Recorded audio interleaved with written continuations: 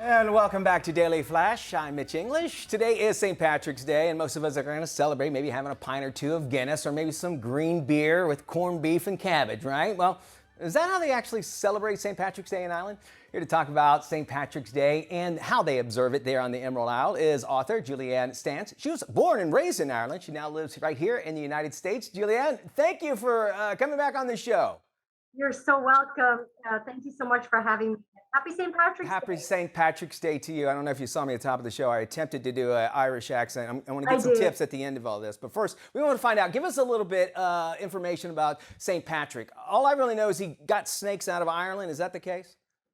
Well, there's a lot of information out there about St. Patrick, but, the man, the myth, the legend actually all point to a real person.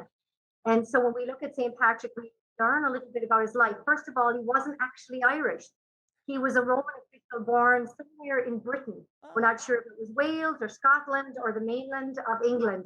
He was brought over to Ireland actually by pirates, and he tended peace on a mountain in Ireland called Slalish, which scholars think is around the north of Ireland, especially in North Antrim.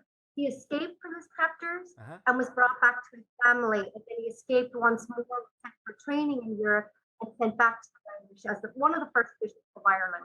So those are some of the facts that we know about St. Patrick.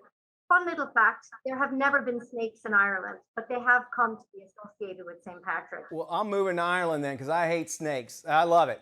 All right. Okay, now I understand up until like 1960, St. Patrick's Day, March 17th, was basically like a religious holiday. Bars weren't even really open. So how do people actually celebrate St. Patrick's Day in Ireland? Yeah, so because St. Patrick is a saint, many people started off their day by going to Mass. They would take piece of shamrock and they would pin it to their jacket pocket or their dress or whatever they're wearing. And then there would be parades all over Ireland celebrating this remarkable man.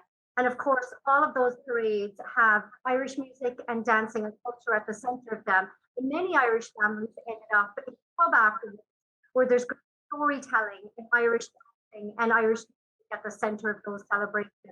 We always had a hearty meal on that day, some good food and drink, a large one, which would be a pint of Guinness, and a small one, which would be whiskey. And so that's how people in Ireland celebrate St. Patrick's Day. Interesting. And why do you think like the whole world actually jumps in and celebrates with Ireland on this day? Why do you think it's so popular? Yeah, I think there's a lot of reasons for that. First of all, the Irish culture is famous for this warm hospitality. You know that phrase, Céad Míle Fáilte?